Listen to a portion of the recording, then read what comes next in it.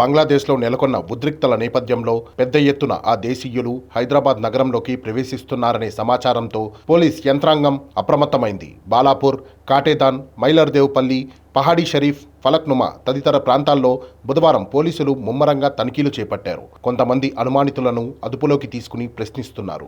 గతంలో అధిక సంఖ్యలో నగరానికి అక్రమంగా వలస వచ్చిన రోహింగ్యాలు, బంగ్లాదేశీయులు చిరు వ్యాపారులుగా, పరిశ్రమలు, భవన నిర్మాణ రంగంలో కార్మికులుగా పనిచేస్తూ స్థానికంగా స్థిరపడ్డారు. పలువురు వీలు చిక్కినప్పుడల్లా అక్రమంగా బంగ్లాకు వెళ్లి వస్తున్నట్లు పోలీసు ఉన్నతాధికారి ఒకరు తెలిపారు. ఇటీవల వారి రాకపోకలు ఎక్కువ కాగా పోలీసులు అప్రమత్తమయ్యారు. హైదరాబాద్ సహా పలు ప్రాంతాలకు చాలా కాలంగా బంగ్లాదేశ్ నుంచి పలువురు అక్రమంగా వస్తున్నారు.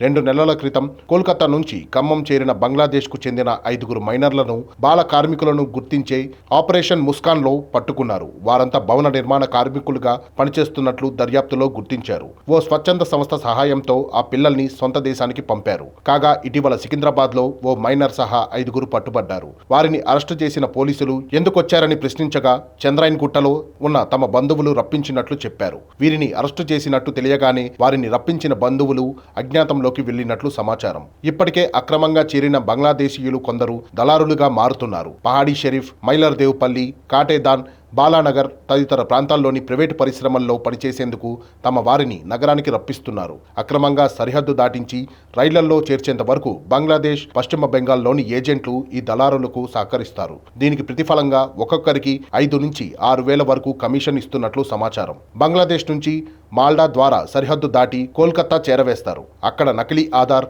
ఓటర్ గుర్తింపు కార్డులను తయారు చేసి వీరికిస్తారు. పోలీసులకు చిక్కబోమనే ధీమా వచ్చాక కోల్కతా నుంచి రైలు మార్గంలో తెలంగాణ తరలిస్తున్నట్లు ఇటీవల పట్టుబడిన నిందితులు పోలీసులు విచారణలో వెల్లడించినట్లు సమాచారం. ఇలా గత 2 ఏళ్లలో 1000 మందికి పైగా బంగ్లా నుంచి అక్రమంగా వచ్చి ఉండొచ్చని పోలీసులు అంచనా వేస్తున్నారు. తాజా పరిణామాల నేపథ్యంలో వారంతా ఎక్కడున్నారు, వారిని తీసుకువచ్చిన దళారులు ఎవరో తెలుసుకునే పనిలో పోలీసులున్నారు.